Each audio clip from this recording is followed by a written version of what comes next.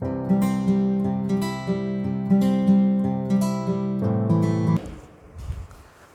टेकरी सरकार। Hello dear student, आप सभी का स्वागत है हमारे प्यारे चैनल चैंपियन एकेडमी मैथ्स में। डियर स्टूडेंट, आज की वीडियो में अपन डे 4 का पार्ट सेकंड सीखेंगे। कक्षा 10वीं का अध्याय 1 का प्रश्न वाली 1.2 अपनी चल रही है। चैप्टर नाम वास्तविक संख्या है। डियर स्टूडेंट, अगर आपने मेरी कुछ पुरानी वीडियो नहीं देखी हो 10th की, तो मैं आप सभी को डिस्क्रिप्शन में प्लेलिस्ट की लिंक दे दूंगा। अगर आप प्लेलिस्ट की लिंक पर क्लिक करते हो, वहां से मेरी पूरी वीडियो ओपन हो जाएंगी। डियर स्टूडेंट, मैं आप सभी को बोर्ड एग्जाम से पहले जनवरी तक पूरी मैथ्स खत्म करा दूंगा, शुरू से लेकर लास्ट तक। पर आप सभी को वादा करना हो गया, जब भी आप वीडियो को देखोगे प्रॉपर आप नोट्स बनाओगे, नोट्स से आप रिवीजन करोगे। जैसा बोर्ड एग्जाम में लिख के आना पेपर सेम टू सेम वैसे ही कराऊंगा आपको मैं, शॉर्टकट में नहीं सिखाऊंगा। डिटेल में जैसा बोर्ड में लिख के आएंगे सेम वैसे ही आपको मैं सिखाऊंगा। तो आज का टॉपिक करते हैं डियर स्टूडेंट अपन स्टार्ट। 3 क्वेश्चन करेंगे आज की वीडियो में। प्रश्न सेकंड सीखेंगे, उसके बाद अपन उदाहरण नंबर 6 सीखेंगे और लास्ट अपन सीखेंगे उदाहरण नंबर कौन सीखेंगे, 7 सीखेंगे। उसके बाद अपने इस प्रश्न वाले 3 क्वेश्चन और रह जाएंगे, वो नेक्स्ट वीडियो में खत्म हो जाएंगे, अपना 1 चैप्टर फिनिश हो जाएगा। आज की वीडियो अपन करते हैं 3 क्वेश्चन। देखो डियर स्टूडेंट, पिछली क्वेश्चन में अपन ने फिर में सीखी 3 √2 वाली, √3 वाली, √5 वाली। वो फिर में कौन सी थी, अपरिमेय संख्या वाली थी। अपरिमेय संख्या सीखी थी √2 वाली, √3 वाली, √5 वाली। वो पिरमें क्या थी, बड़ी थी। आज ये 3 पिरमें वो छोटी पिरमें हैं। इनके साथ क्या होगा, हमेशा रूट, जैसे रूट में 2 था या रूट में 3 या रूट में 5, इन रूट के साथ कोई भी संख्या होगी। कल जो अपन ने प्रश्न सीखा था ना, उसमें क्या था, रूट के साथ संख्या नहीं थी, इसमें रूट के साथ क्या होंगी, संख्या होंगी। कल मीन सुबह वाली वीडियो में आपको यही सिखाया था, √2, √3, √5 वाली। आज की वीडियो में क्या होगा, रूट के साथ क्या होगी, कोई संख्या होगी। तो लिखा है सिद्ध कीजिए कि 3 + 2 √5 एक अपरिमेय संख्या है। तो अपन सिद्ध करते हैं। लिखा माना कि 3 + 2 √5 एक परिमेय संख्या है। क्या माना अपन ने, माना कि 3 + 2 √5 एक परिमेय संख्या है।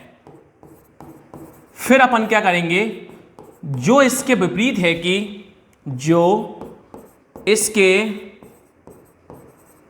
विपरीत मतलब क्या होता है, उल्टा। अभी अपरिमेय अपन कौन मान रहा है, परिमेय मान रहा है। जो इसके विपरीत है कि 3 + 2 √5 परिमेय संख्या है। 3 + 2 √5 परिमेय संख्या है।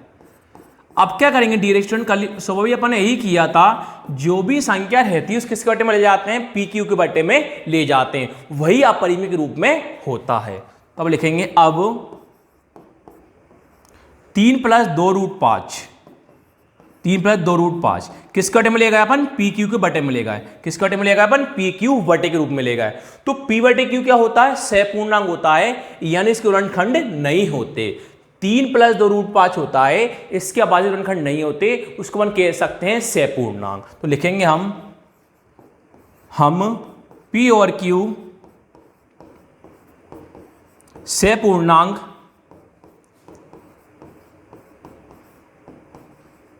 कह सकते हैं, सहपूर्णांक कह सकते हैं, और Q = 0 नहीं होगा। Q = 0 नहीं होगा, इसका मतलब यह होता है कि हम P और Q सहपूर्णांक कह सकते हैं और Q = 0 नहीं है, मतलब बराबर 0 नहीं है। इसका मतलब क्या होता है, जैसे 3/4 लिख दो या 4/5 लिख दो, अपने पास सब संख्या सही है बटे में। 0/3 लिख दो, ये भी सही है, पर केवल 3/0 यानी नीचे के साइड कभी 0 नहीं आने चाहिए। अगर कभी नीचे 0 आ जाता है, वो संख्या कौन सी हो जाती है, संख्या नहीं, यानी क्या हो जाता है, वो अनंत हो जाता है। अनंत मतलब होता है इसके आगे आंसर हल नहीं होता। तो इसका मतलब यही है कि Q = 0 नहीं है, नीचे कभी 0 नहीं आना चाहिए, उसको अपन कहते हैं अपन = 0 नहीं है। अब लिख सकते हैं अपन आगे, अब क्या करेंगे डियर स्टूडेंट, इनका अपन करेंगे एलसीएम। 3 + 2 √5 बराबर कौन है, P/Q है। देखो 2 √5 लिखा अपन ने, बराबर कौन लिखा, P/Q लिखा। देखो डियर स्टूडेंट, 2 √5 लिखा बराबर P/Q लिखा, 3 अब यहाँ कुछ ना क्या मानते, प्लस का मानते हैं, तो 3 प्लस वाला है उस सब बराबर किस में पहुंच जाएगा, माइनस में। 3 प्लस वाला है उस सब किस में पहुंच जाएगा, माइनस में पहुंच जाएगा। अब 2√5 का 2√5, अब क्या करेंगे, मन एलसीएम लेंगे। एलसीएम में क्या होता है, 3 बार इंटू करते हैं, क्या करेंगे, डायरेक्ट करेंगे 3 बार इंटू। अब क्या करते हैं, समझने के लिए कितना मान लेते हैं अपन, 1। आप सभी लोगों को लिखना नहीं है, केवल मुझे समझाने के लिए मैंने कितना मान लिया, 1 मान लिया। अब इसमें क्या होता है, 3 बार इंटू होता है। 3 बार कैसे, पहले करते हैं नीचे का नीचे इंटू, क्यू इंटू में कितना होता है, क्यू। अब करते हैं ऊपर का नीचे इंटू, पी का इंटू इसमें करते हैं 1 में, पी इंटू कितना होता है, पी, माइनस का माइनस।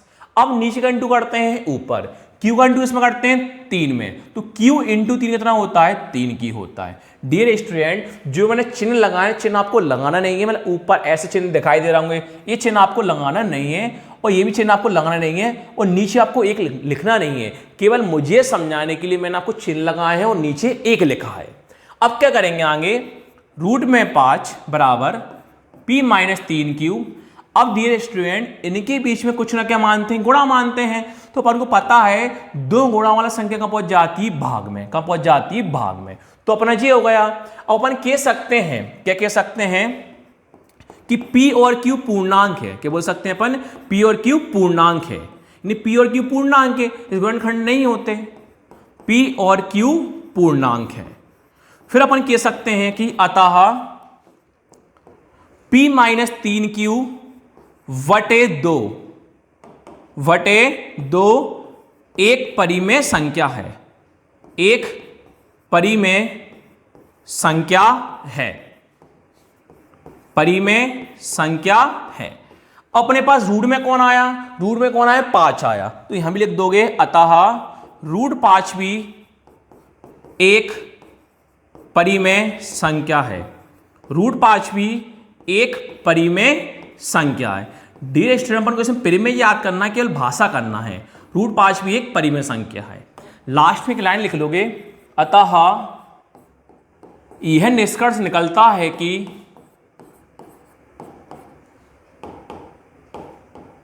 अतः ये निष्कर्ष निकलता है कि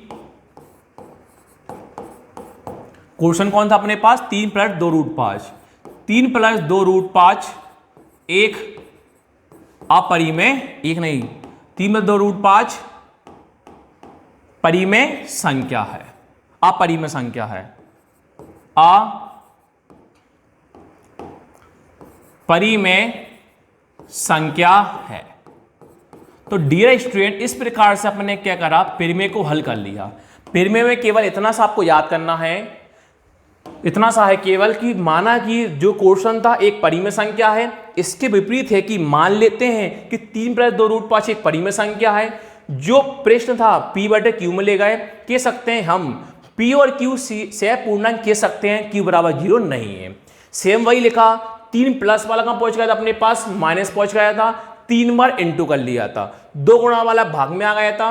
ये लिखा p और q पूर्णांक है, एक परिमेय संख्या है, √5 भी एक परिमेय संख्या है। लास्ट में बोला अतः यह निष्कर्ष निकलता है कि 3 + 2√5 अपरिमेय संख्या है। इसी प्रकार डियर स्टूडेंट, बाकी अपने 2 क्वेश्चन इसी प्रकार है। अपने पास नेक्स्ट क्वेश्चन क्या है, 5 - √3 है। 5 माइनस कौन अपने पास, √3 है, अपरिमेय संख्या है। इसको भी सेम 5 माइनस कौन था, √3 था। डियर स्टूडेंट, इसको भी मैं सेम वही करेंगे, मैं इसी में करवा दे रहा हूं, सेम वही का वही करेंगे, केवल संख्या को बदल दो। 5 माइनस कौन अपने पास, √3 है, तो सेम वही लिखोगे। माना कि 5 - √3 एक परिमेय संख्या है, फिर बोलोगे आप जो इसके विपरीत है कि यहां भी सेम वही लिख दोगे, प्रश्न का वही, 5 - √3 परिमेय संख्या है, यहां भी सेम वही जाएगा। 5 - √3 किसके बटे में ले जाओगे आप, p/q के बटे में ले जाओगे। अब आगे बोलोगे हम p और q से पूर्णांक कह सकते हैं और q = 0 नहीं है। डियर स्टूडेंट, सब कुछ वही है, केवल संख्या में हुआ कि अपने पास केवल एलसीएम में अंतर आ जाएगा। लाइन सब कुछ वही है, पृष्ठ को बदल दोगे और एलसीएम में अंतर आ जाएगा। अब आगे कैसे करेंगे देखिए, आगे यहां से पूरा मटाल देता हूं मैं। अब देखिए आगे आप कैसे करोगे। देखिए डियर स्टूडेंट, अब 5 में √3 बराबर कौन है, पी बटे क्यू है।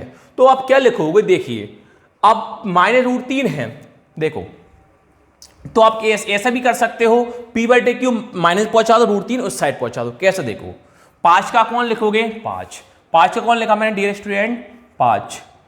अब देखो पी बटे क्यू है, पी बटे क्यू प्लस का है, तो प्लस वाला पी बटे क्यू इस साइड किस में आ जाएगा, वो माइनस में। किस में आ जाएगा, वो माइनस में, बराबर का बराबर। अब √3 अभी किस में है, माइनस में है, तो √3 माइनस वाला उस साइड कैसे पहुंच जाएगा, प्लस में। अब आपके मन में डाउट होगा, सर पिछले वाले में आपने क्या करा था, जो संख्या थी ना वो प्लस वाला उस साइड ले गए थे। तो डियर स्टूडेंट्स में मैंने ऐसा क्यों नहीं करा, क्योंकि 5 अभी प्लस में है, तो प्लस वाला 5 में उस साइड माइनस में ले जाता, तो √3 अभी कैसे माइनस में बच जाता, √3 कैसे बच जाता, माइनस में।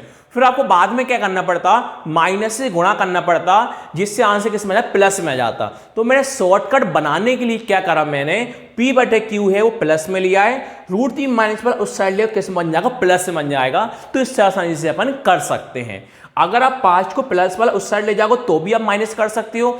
बाद में एलसीएम लेने के बाद आपको जो √3 माइनस दिखाई दे रहा है, फिर आपको बाद में माइनस से गुणा करना पड़ेगा। इसलिए मैंने सिंपल शॉर्ट बनाने के लिए 5 प्लस वाला उस 5 जो पी बटे क्यू था प्लस वाला इस साइड ले गया, √3 माइनस वाला उस साइड प्लस में ले गया, जिससे अपन आसानी से आंसर हो जाएगा।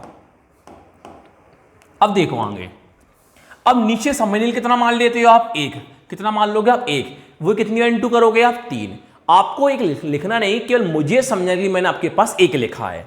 अगर बीच में प्लस और माइनस होता है ना, तो ही 3 बार अपन इंटू करते हैं। कैसे करते हैं स्टूडेंट, देखिए आप आगे, नीचे का नीचे इंटू, 1 इंटू क्यू, ऊपर का नीचे 5 इंटू क्यू, माइनस का माइनस, नीचे का ऊपर 1 इंटू पी, बराबर में कौन है, √3 है। तो अब क्या करोगे, या करके √3 कहां आ जाएगा, आगे आ जाएगा, बराबर ये पूरा कहां पहुंच जाएगा, पीछे पहुंच जाएगा। 5q माइनस पी बटे में कौन है, क्यू है। इससे अपना सिंपल हो गया। अगर माइनस से करते तो आपका बड़ा हो जाता। या करके क्यों लाया, हमेशा पहले कौन आता, रूट आता है, यह संख्या कहां पहुंचती है, बाद में पहुंचती है। तो अब लिख सकते हो p और q पूर्णांक है। अब आप यहां क्या लिखोगे, जो आपके पास आया है 5q माइनस पी बटे क्यू एक परिमेय संख्या है। यहां रूट में कौन है, 3 है, रूट में कौन है, 3 है। तो अब लिख दोगे √3 भी एक परिमेय संख्या है। अब आगे आप क्या लिखोगे, अतः यह निष्कर्ष निकलता है कि प्रश्न कौन था अपने पास, 5 माइनस √3 अपरिमेय संख्या है। अब डियर स्टूडेंट आप मुझे बताइए, जो पुरानी थी सेम वही का वही तो है, दोनों को चेंज है क्या, नहीं है। आप वीडियो देख रहे हो ना, प्रॉपर वीडियो देखने इसके प्रॉपर आप नोट्स बनाओगे। अगर आप नोट्स नहीं बना सकते तो स्क्रीनशॉट लिखो, स्क्रीनशॉट खींचो, उसके बाद नोट प्रॉपर आप लिखना शुरू हो जाओ। या पूरी वीडियो को देख लो, वीडियो को देखने के बाद दोबारा पॉज कर मतलब करोगे बार बार, वहां से प्रॉपर आप नोट्स बना सकते हो। अब एक लास्ट क्वेश्चन अपने पास और रह गया, लास्ट क्वेश्चन सेम वही है, दर्शाइए कि 3√2 एक अपरिमेय संख्या है। सेम जैसा पहले करा वैसे मैं आपको करा देता हूं। 3√2 एक अपरिमेय संख्या है, तो मन करते हैं, देखिए सेम लाइन वही लिखोगे, माना कि 3√2 एक परिमेय संख्या है। जो इसके विपरीत है कि वही सेम प्रश्न था, 3√2 एक परिमेय संख्या है। यहां कौन आ जाएगा, वही 3/√2 बराबर में कौन ले जाएगा, p बटे क्यू। फिर आप बोल सकते हो हम p और q से पूर्णांक कह सकते हैं और q बराबर 0 नहीं है। डियर स्टूडेंट पहले वाले प्रश्न में कौन था, प्लस था, 3 + 2 √5 था। सेकंड वाले में कौन था, 5 - √3 था। तो प्लस माइनस होता है ना, तो ही अपन एलसीएम लेते हैं। अगर प्लस और माइनस नहीं हो तो अपन एलसीएम नहीं लेते, इसको डायरेक्ट हो जाएगा। अब डायरेक्ट कैसे होगा देखिए आप ध्यान से, इतना आप मिटा दो, इतना आसानी से आप मिटा सकते हो। अब आप क्या लिखोगे, देखो √2 का √2 बराबर कौन है, p बटे क्यू। √2 का √2 बराबर कौन है, p बटे क्यू है।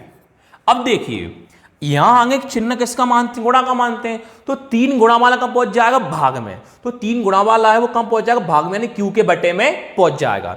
3 गुणा वाला है वो कम पहुंच जाएगा, भाग में पहुंच जाएगा, क्यू के पास पहुंच जाएगा। ये आसानी से हो जाएगा। तो 3 गुणा वाला का पहुंच गया, क्यू के साथ भाग में पहुंच गया।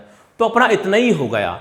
अगर प्लस माइनस होता है तो ही एलसीएम होता है, वरना गुणा वाला कहां पहुंच जाता है, नीचे भाग में पहुंच जाता है। तो अब लिख सकते हो P और Q पूर्णांक है, फिर आप लिखोगे आपके पास आंसर क्या आया, P बटे 3Q एक परिमेय संख्या है।